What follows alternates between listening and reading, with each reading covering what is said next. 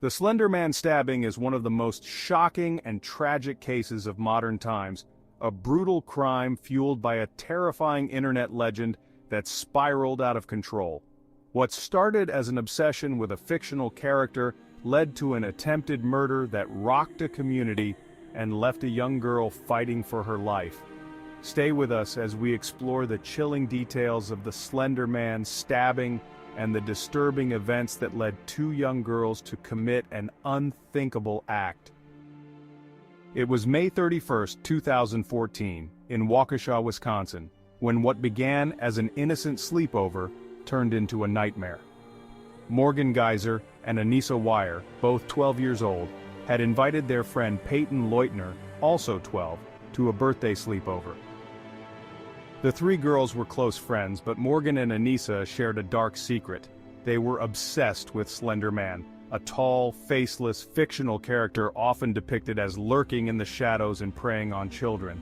Slender Man was an internet creation, born from online horror stories known as creepypastas. He was entirely fictional, but Morgan and Anissa believed he was real, and that he could harm them and their families if they didn't prove their loyalty. The girls devised a plan to kill Payton as a way to become proxies of Slender Man and supposedly protect themselves from his wrath. They believed that by committing the murder, they could gain his favor and even join him in his mythical mansion in the woods. Their plan was not just a fleeting thought, it was a calculated plot that had been planned for months. On the morning of the attack, the girls lured Payton into a wooded park near their neighborhood, pretending it was just a fun outing. Once they were deep in the woods, Morgan and Anissa attacked.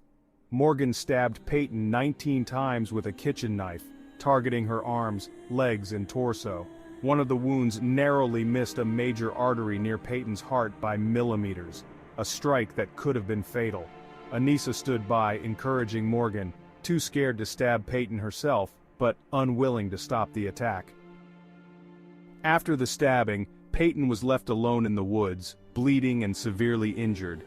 Despite her critical wounds, she found the strength to crawl to a nearby path where a passing cyclist discovered her and immediately called 911.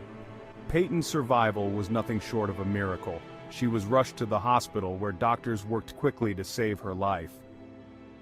Meanwhile, Morgan and Anissa were found walking along a nearby highway, still carrying the bloody knife in a backpack. They were arrested and taken into custody. During police interrogations, the girls showed little understanding of the gravity of their actions. They spoke about Slender Man as if he were real, describing their belief that the attack was necessary to protect themselves and their families. The interviews were chilling, showing two young girls caught up in a dangerous fantasy they could not distinguish from reality. The case quickly made national headlines and the public was horrified. How could two young girls commit such a violent act, and why were they so deeply convinced by a fictional character? The legal proceedings that followed were complex and deeply emotional. Both Morgan and Anissa were charged as adults due to the severity of the crime, facing decades in prison if convicted. During the trial, it became clear that mental illness played a significant role in the attack. Morgan was diagnosed with schizophrenia, a rare condition in someone so young. She had been hearing voices, including those of Slender Man, since she was a small child. Anissa, though not suffering from the same mental illness, was found to be highly suggestible and deeply influenced by Morgan's delusions and their shared obsession with Slender Man.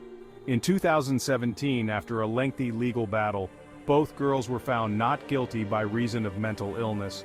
Morgan was sentenced to 40 years in a mental health facility, and Anissa was sentenced to 25 years in a mental health institution. Both sentences reflected the court's belief that the girls needed treatment rather than traditional punishment.